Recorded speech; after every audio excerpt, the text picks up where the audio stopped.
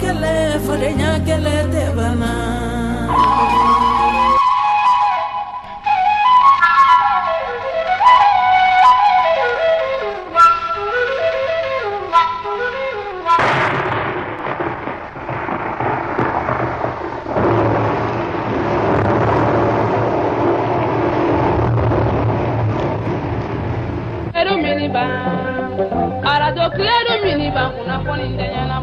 Wati manasenya pamaranga demga wati manase kileru tanteri ni wati manasenya jaza koroni wati manase kileru tanteri o wati manasenya kokaraba wati manase kileru tanteri ni wati manasenya pari kolonya na wati manase kileru tanteri wa kileru minibaya ko wade la mereki miniba kuna kuni tenya na bo kileru miniba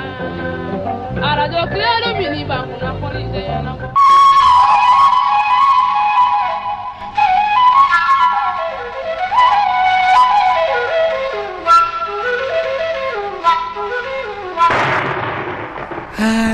jena tege manokonde ala ka sababu nyuma kanye mburange haya dande ni siginyo yako na tokera sisa nga nyokon sugode dum sayo todi kulubale bi panga bo faka soka na fanga dukono yakana ne dembu ko kanto ya aije kaneje mon tawbe musala ka kem gofe ay ne renya na sango cheba korom bene ko en ngono ne burange ngena ke sababu ye kane deme kana ne dembu ko fon senga ete ka tone ko emi dutiki ke e kana defensita e be klaki joko ojobola ni ya bona asigira kane monto ni siginyo njo ne be do siginyo njo ngaso ma fo siginyo ga side siginyo ayere ko yo to abude ya andan aluka she atesima monto ne edumbe yamfebe ne be dube kono ne be dabe ni ay nunu sona kadu sona kana ne dembu ko ya kana boya monto ede ko jawla ne de jawla awo ne be dube kono be ta tasma te ufi mbeta ti alisi imanata alika utro to bili ne ti tasma te talmeti sangatma ede la almeti sangatma ko ne te ka kuma mewa imanu ya ali ni ne ba ofambi akwe nani mboka den akwe doni mbo monto me doni mboke ajusa ni musala ko iko bena na do ndema ne ne re saka saka ke meta na do ito dabla sawa o de esiki nyoko ya ti ay o malaka ja diminta sa o de unyandi wali sini meta tasma che wali sida wo nyaka dona jombe kitoke sigida na muso misanu ame segere mne nyoko fe ami temem ne nyoko fa ame na mne nyoko fe ko jigewa ko jugudo o du fere nyango ya gane ila ite mbugore ni jo ka che joro le ba fa kibi ni jo ko na tasma che abusira majani nga ajariye nga ni ay abona de asigira kani ebe sira kulubali nyebe bo kalama ni do ni teo kari misira kulubali de la ki nyonti ki kunchi de ne juma fe fi ni na ya ko ne bolom ne kana ni no la kalide kadi o doni ko ne kulubali be sila ambe bo kalama ya ne ko mbolen ko jengarula yoro ni tugati afa man na ku fari borla ni ibongo ya doko tugati bo tan na akika ne alama lam ne do we wala mo ngi du na ci almam de bolom ne kado abi mesa ka juma selfie be nyana o de la kaltoy wala ne ku wala ne bu ko du ko ya afala le madula ne ku yi joyi je joro la misrila ka kulubali ta ka pere fo ko ko fara kulubali kunde do ko ne de monto merom na sansa ko na ndem ko kito ya ekijo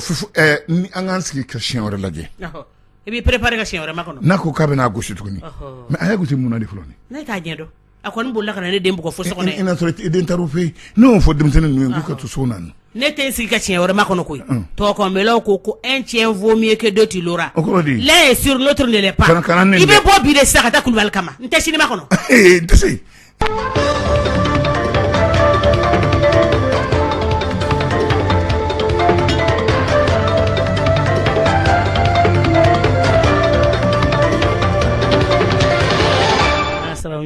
amina ya rabbi namara kule la meta sebela mafu auzu billahi minash shaitani rajim bismillahir rahmanir rahim ne brange nyale na setane ga metani kuna fuli gafowe folo mbambula républicain ne brange ale ko cigodi bi président de la république kuna foni mbora jamana kuntigi ren naga koro sebami ni premier ministre Ismaël Bobaye Maïga ya blakatama avec l'autre l'état ani shekin Ismaël Bobaye Maïga aya ayira jamana kuntigi la kale walanseme anaka gouvernement che ani muso bela jelen ina fo anga jamana shera kiseba o article mimbe no 38 e bisaba ani shekin premier ministre ni lettre kono aye aka danaya anaka bunya ani walañman don kuma fo jamana kuntigi Ibrahim Boubacar Keita ye kaba tantu katla ka walañman don gouvernement bela jelen fene ka walañman do be jamana kuntigi ay dana min da oluka wati dola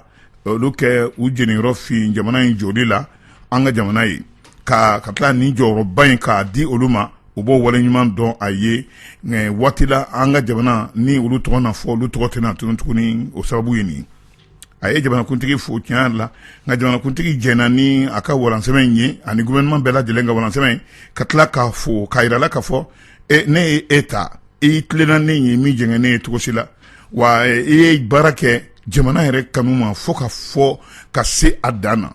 maa da y'i se jamanakuntigi o kuma min fɔ nin ye a y'a yirala fana k'a fɔ gouvernement tɔw bɛɛ lajɛlen awa i bɛ n ka foli lase u ma u ye baara min kɛ e ka mara kɔnɔna la ne min ye jɔyɔrɔ di i ma premier ministre kura o bɛna ta don na nataw la ala tɛna mɛn o mana ta tuma min na o bɛ gouvernement kura sigi tuma min na o ye parti politigiw minnu ye jamanakuntigi masurunyamaw ye minnu y'a dɛmɛ kalata ninnu na hali ngara dabaw kɛ olu yɛrɛ ka maaw se na kɛ olu ma k'u ɲininka n'u fɛ k'o ye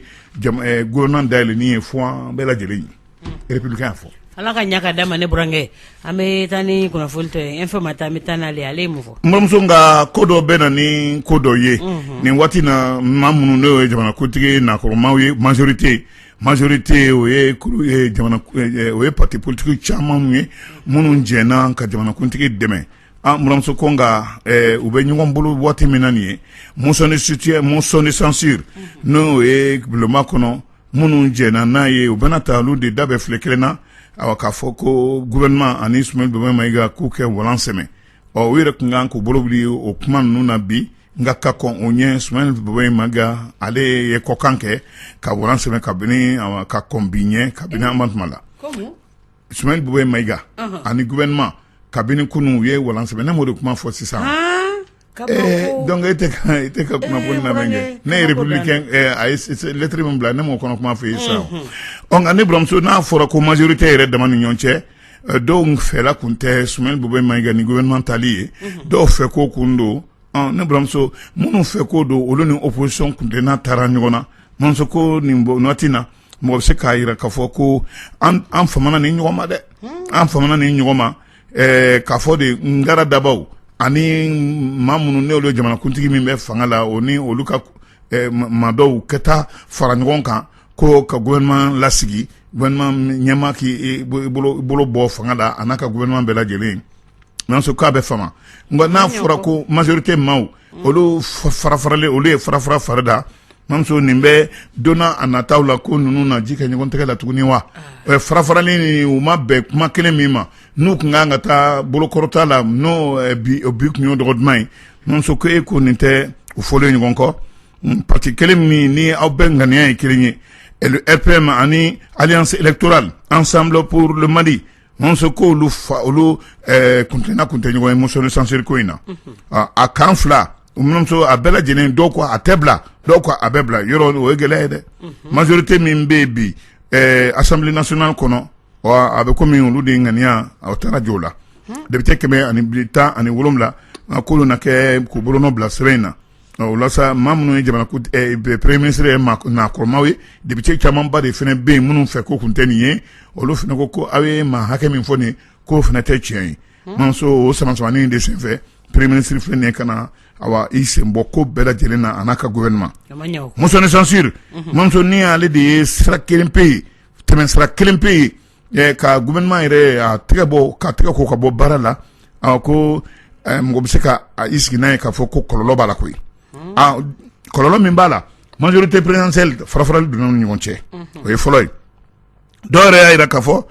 ko jamanakuntigi k'a ma jɛ ne nin ye cogo si la ninnu kɛ kɔkan k'ale la ale ko gouvernement ye aw ka gouvernement ye Ismaël Baba Maïga aw ka maa ye aw kɛ jɛ aw ni ngara dabaw kɛ nin n'a ɲɔgɔnna ko kɛ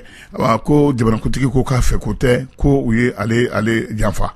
o la sa mais min ye kogo cili ye kogo pɛrɛnna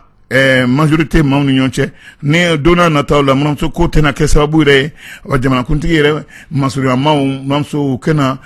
cu fɔ ka tila ka ca fɔ u daba ni ɲɔgɔn cɛ o de ye siran yɛrɛ ye mɔgɔ t'a dɔn ni ninnu kuntena bɛna kɛ kelen ni danaya bɛna sinsin ni ɲɔgɔn cɛ muramuso dɔ k'a finnen don dɔ k'a jɛlen don e ko olu laban olu tɛna to o fɔnkɔɲɔgɔnko in na jamana joli la info ma tɛ yan fɔ ala ka jamana ɲamajɔ ayiwa n'an bɔra la an bɛ taa ni soir de Bamakɔ ale ko cogo di soir de Bamako ale kumana ni waati na mamso a yirala k'a fɔ min ye président de la cour suprême ale ni Mamadou Sensi Kulubali cɛ kumakan min tɛmɛna olu ni ɲɔgɔn cɛ ne Mamadou Sensi Kulubali patronat du Mali o kotigiba don a na kɛ k'a yira k'a fɔ cour suprême cɛba in yurukuyuruku ani min ko firikelenw ye k'a senba caman na o ye mɔgɔ dɔw ko ma l'affaire nun tapili ale ni Mamadou Sensi Kulubali cɛ Mamuso karisa a kuma a bɛ maaw bolo kosɛbɛ kosɛbɛ maaw bɛ ji da la a kuma sanna na ni wale min ye nin ye a bɛ tali kɛ mars kalo tile 15 tɛmɛnen na président du conseil national du patronat malien CNPM Mamadou Sensi Kulubali a ye kuma min fɔ ka ɲɛsin cour suprême ma président ma ni Mamadou Sensi yɛrɛ ka kuma la ko ni na kɛ maa ye min ni yurukuyurukuma n'i y'a ɲini n'i y'a nun tapili jɛ Mamuso i tɛna a ye tuguni o mana bɔ yen ko maa don min n'a bɛ sɔn ko bɛɛ lajɛlen ma Mali la yan nɔ bɛɛ lajɛlen n'i y'a jate minɛ an ka fasiriba dɔ an ka jamana kɔnɔ o y'a yira k'a fɔ plainte dɔ taara magistrat fɛ ka k'u b'a ɲɛsin Mamadou Sensi Kulubali plainte dɔ taara ka ɲɛsin ko sariatigiw ma ko sariatigiw na kɛ ka plainte dɔ kɛ ko bin kɛra olu kan ni dun ye nin lajɛ président de la cour suprême nun tapila a b'a ale de kama ko ka ɲɛsin CNPM ɲɛmaa in ma o dun bilara kabini mars kalo tile 25 tribunal de grande instance la commune 4 la ni jate yɛrɛ minɛna k'a fɔ ko Mamadou Sensi fɛ ko ye mun ye syndicat min n'o ye syndicat libre de la magistrature ye n'o kotiga bɛ Hadi Macky Sall bolo ale ɲininkalen ale y'a yira k'a fɔ ko nin wale ni a k'a bɛ taa laban ni o bɛ taa laban cour suprême yɛrɛ la koyi nun tapili ka d'a kan nin wale min ye nin ye n'a talen bɛ ka o ɲɛmaaba in sɛgɛrɛ a kɛlen bɛ ka dankara ka ko bɛɛ lajɛlen na ka danaya bɔ ani maaw cɛ ni dun y'a lajɛ k'o kɛ a tɛmɛ sira yɛrɛ fɛ dɛmɛ kana kɛ dɔ fɛ ka dɔ to bɛɛ lajɛlen nin ko in kɛ kube ɲɛnama yɛrɛ ye Mamuso ko mɔgɔ bɛ se k'a fɔ ni a ko bɛ fɛ ka kɛ fisamacɛ ye nun tapili e tɛ se ka kɛ ko tigi ye ka tila ka ye o ko la ka fi e de kɛ kɛrɛfɛdɛn ye a ko ka to mɔgɔ wɛrɛ bolo fisamacɛya kana bɔ a la Mamuso maa yɛrɛ tɛ se ka i yɛrɛ seere ye o la sa dɔw y'a yira k'a fɔ nin waati na min bɛ se ka to nin ko in kɛ a ɲɛ yɛrɛ ma mɔgɔw kana jigin si la k'u bɛ kɛ a ɲɛ yɛrɛ ma ko fo nun tapili kɛ walan sɛmɛ maa minnu ye o kuma fɔ o ye syndicat libre de la magistrature ye Silima olu ye lafasakulu ye an ka kiiri tigilamaw tɔgɔ la Mamuso kuma de ye nin ye sɔgɔmada na an ye nin kuma min président du Silima a ko a ye kuma min fɔ nun tapili ka walan sɛmɛ ko la k'a jo don ko ka d'a kan maa tɛ se ka kɛ ko la ka tila ka kɛ ko kɛ k'i kunkan ayi ka kɛ ko kɛ k'i kunkan i kɛ k'i yɛrɛ seere ye jɔn bɛ se ka k'i yɛrɛ seere n'i kɛra i yɛrɛ seere Mamuso e na o na goya e la wa o tɛ goya e la dɛ mati den dɔ ka kɔ dɔ yɛrɛ a banna o de ye kuma yɛrɛ koloma yɔrɔ yɛrɛ ye Soir de Mako y'a fɔ ala ka jamana ɲɛmajɔ ne burankɛ an bɛ taa n'ile kɔnba ye ale ko cogo di kɔnba kuma na Mamuso nin waati in na Burkina Faso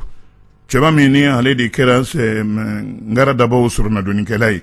ni an hakili b'a la waati dɔ la an ka jamana a koloma joli ye i doni i sogo la ka taa Burkina Faso avion na k'o bɛ taa Blaise Compaoré sɛgɛrɛ wala ka dɔnni kama farafinna ka kɛnɛ an ka CEDEAO kotigiya tun b'a bolo nka ne buramuso dɔrɔn tɛ Blaise Compaoré ka waati la banbanci ninnu minnu ye tiɲɛni kɛ ka tila ka taa u sigi k'u miiri Burkina Faso u tun bɛ labɛn suguya bɛ kɛ yen n'o ko la fasara Blaise Compaoré fɛ dɔnni kama ale de bɛ Burkina Faso ɲɛmɔgɔya la Mamuso ko o de filɛ nin ka na a fɔ a ka fanga tiɲɛni kɔ k'i to Côte d'Ivoire sigi la k'a fɔ président kura in Roch Marc Christian Kaboré ka a bɛ fɛ ka hakilinan b'a bolo ko kana o dɛmɛ ka fanga ka terrorisme kɛlɛli la yɔrɔ terrorisme ko kuma bi diɲɛ bɛɛ b'a kuma la o la sa président Compaoré k'a bɛ fɛ ka président kura in ka a dɛmɛ ka terrorisme kɛlɛ awa Mamuso ko tɛ baramɔgɔ la o ale de bɛ a teri ninnu dɔn kosɛbɛ ninnu kun jatigi ale de kun y'olu ka jatigi ye terroriste jatigi fo mɔgɔ dɔw ko terroriste don ko a yɛrɛ a tɛ maliko fan basiki kɛnɛ Mali la k'o tɛ a fɛ ko ye Mamuso ko nka anw Jakite Layi Junior ka kuma la k'olu kɔni hakili la ko a ye ne mɔgɔ min ko k'i bɛ fo ni I yafara a ka ko kɛlenw ma Burkina Faso o ko ka jɛ n'a ye a kɛ don k'a fɔ k'a bɛ hakilina fɔ n'o tɛ ko a ye min kɛ Burkina Faso Blaise Compaoré Mamuso n'a donna yen don o don a ka ŋaniya ɲumanya in bɛɛ n'a ta Mamuso k'a kan ka lajɔ ka kube kɛ o ka ni jalaki kan ka d'a kun walima bere kan ka d'a kun o kɛ d'a kun ne fɛn yɛrɛ ta ani jamana cɛ tanamako la Mamuso k'a to ye a ka a fɛ ko fɔ président kura in ye n'o tɛ a kɛra maa minnu na Mamuso olu ma ɲina dɛ kɔnba y'a fɔ subaru ɲina min de dara o ɲina man di Ala ka ɲaga d'a ma indicateur de renouveau Mburanga an bɛ taa n'ale ale mu fɔ a kuma ninnu teliya yɛrɛ la u y'a yira k'a fɔ Bancas ko nin ye dugutigi dɔ n'o ye Pisa o dugutigi ye u filɛ nin ka na ni kɛnɛkarabɔ ni kɛnɛ karaba chef de dugutigi in n'o ye Pisa ni u ko yɔrɔ min ma commune Bayi Bancas mara la a fara maa fɛ minnu ni u nana mugu ni kisɛ la Mamuso hali mɔgɔ ma a dɔn jɔnw don nin kɛra araba avril kalo tile 17 san 2019 a kɛra laganzira waati yɛrɛ la sɛgɛsɛgɛli bɛ sen na maa minnu kɛra nin dugutigi in sata ye bɔ kɛ k'a ko kalama u kɛ tigɛ ta o mana bɔ sa min ye Gawo ye maa minnu n'o ye mɔkun cɛbaw ye k'u nisɔngoyalen don kosɛbɛ ka d'a kan min ye deuxième phase DDR démobilisation et réinsertion na ɲɔgɔnnaw o tako filanan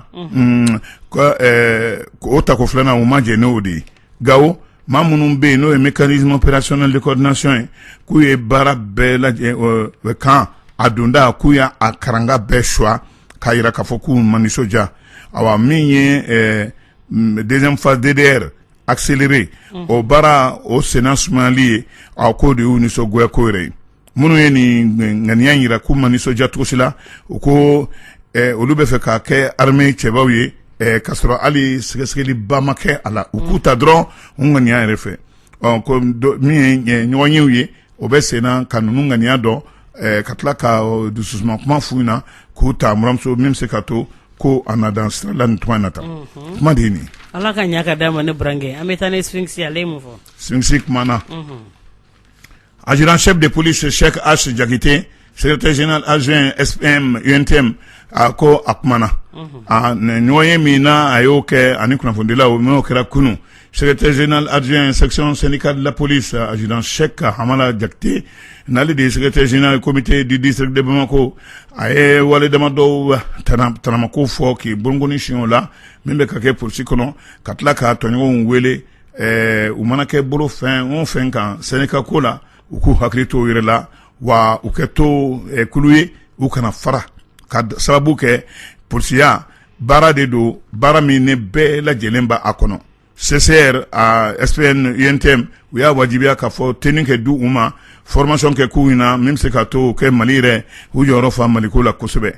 o la sa adjudant Cheikh Hamala Jakite a ye welemada bila sigida maaw ma a n'a tɔɲɔgɔnw ani administrateur ma k'u ye a ɲini sigida maaw fɛ k'u dɛmɛ lakana baaraw la ko ka d'a kan an bɛ don min na i komi bi jamanadenw u ka kelenya an'u fara ɲɔgɔn kan Mamuso o de kɔni ye kunnaja ye min bɛ se k'a to u jigi dalen bɛ lakana tigilamaaw kan to min na olu ka se ka u ka hakɛw dafa Sphinx Ala ka ɲa ka d'a ma ne burankɛ Mali d'aujourd'hui an bɛ indépendance kɛ indépendant ale ye mun fɔ awa indépendant tuma na brigade min bɛ an ka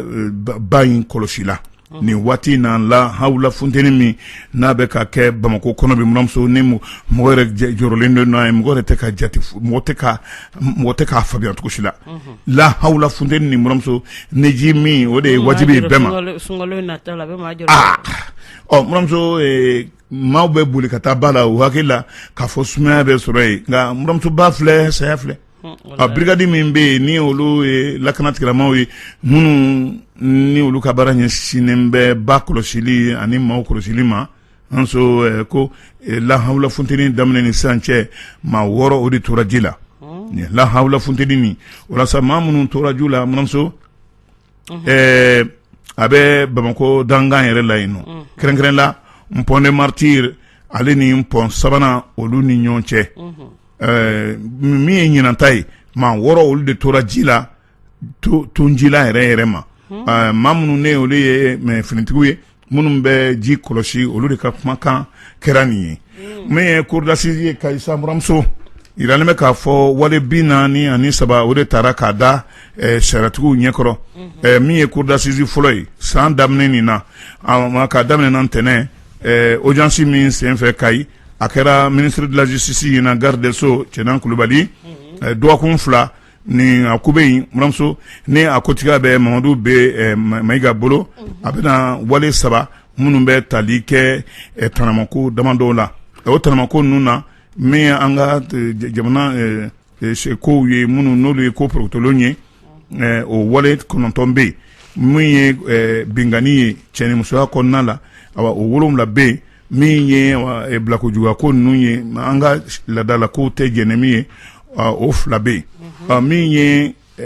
adamadenw yɛrɛ bɔnɛ n'u ye ni la suɲɛni yɛrɛ ma buramuso walima k'u lajɔ ka mugu ci u la a n'a ɲɔgɔnnaw o fana ka ca o 6 bɛ yen faali b'a la hali minnu n'olu banna u denw na buramuso k'u denw ni kɛnɛ karaba bɔ a n'a ɲɔgɔnnaw cour min sigilen nin ye wale 3 bɛ yen n'o bɛ tali kɛ ɲɛnaminifɛnw na u bɛ kuma o fana kan buramuso nin ye lahalaya ye an ye min bɔ sɔgɔmada na indépendant kɔnɔ e ko ale de t'an ka kunnafoni kuncɛ wa. Ala ka jamana ɲɛmajɔ ne burankɛ ɲɛlen an b'a salula bi sani Ala ye don wɛrɛ yira na e ni ne. Burankɛ ni buramuso. Ana yɛ ka kunnafoni sara da. Ladiriya la. Bɛɛ lajɛlen k'i ni yɔrɔ sɔrɔ. Inchallah. Dunbuya. Jalo.